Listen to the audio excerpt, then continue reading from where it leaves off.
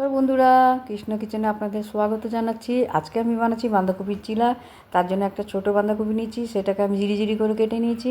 কেটে ধুয়ে একটা স্ট্যান্ডারে রেখে নিয়েছি। এবার আমি একটা এই ছোট গ্লাসের 1 গ্লাস চাল ভিজতে দিয়েছিলাম। 4-5 ঘন্টা চালটা ভিজে গেছে, সেদ্ধ চাল এটা। এবার এটাকে আমি মিক্সারে পেস্ট বানিয়ে নেব।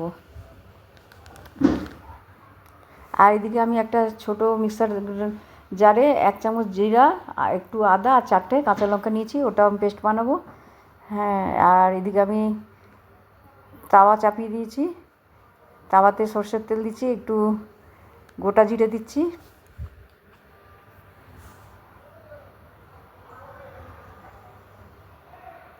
গোটা জিরা দিয়ে এদিকে আমি ওই কপিগুলো দিচ্ছি। এটা একটা তরকারি হবে। অল্প 2-3 মিনিট পর অল্প লবণ দিলাম, অল্প হলুদের গুঁড়ো দিলাম, দিয়ে নেড়েচেড়ে তারপরে এর মধ্যে ওই পেস্ট, লঙ্কা আদা জিরের পেস্টটা দিয়ে দিলাম, দিয়ে তরকারিটা করে নিলাম। তরকারিটা হয়ে গেছে। এবার আমি ওই চালের পেস্টের মধ্যে তরকারিটা আমি দিয়ে দিচ্ছি। একটু গরম মশলা দিয়ে দিলাম গুঁড়ো। এরপর আমি মিলিয়ে নিচ্ছি। পেস্ট একটুখানি গাঢ় হয়েছে, তার জন্য ওর মধ্যে আমি একটু গরম জল দিয়ে পাতলা করেছি, আর ধনেপাতা কুচিয়ে এর মধ্যে আমি দিয়ে দিলাম। ভালো মতো মিলিয়ে নিচ্ছি।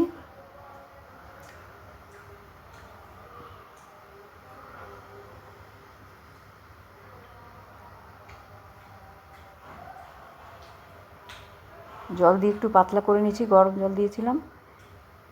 এবার একটা তাওয়া চাপিয়েছি, তাওয়ার মধ্যে একটু তেল দিয়ে নিলাম। এবার 1 হাতা করে আমি ওই ব্যাটারটা দিয়ে দিলাম, দিয়ে একটু ছড়িয়ে দিচ্ছি। দিয়ে 2-3 মিনিট আমি অপেক্ষা করব। একদিকটা সেঁকে যাবে, তারপরে আমি উল্টে দেব। আর একটু উপর দিকে তেল দিয়ে দিলাম, দিয়ে উল্টে দিলাম। আবার 2-3 মিনিট অপেক্ষা করব। হয়ে গেল একটা চিলা। আবার আরেকটা চিলা দিলাম, দিয়ে উল্টে পাল্টে করে নিলাম। দেখুন কতগুলো চিলা হয়েছে। এগুলো খেতে খুবই টেস্টি লাগে। আপনারা একবার হলেও খাবেন। এগুলো শীতের সময় বানিয়ে খায় সবাই, নানা রকমের চিলা। এটা বানিয়ে খেয়ে আমাকে সাবস্ক্রাইব করবেন। আর আজকের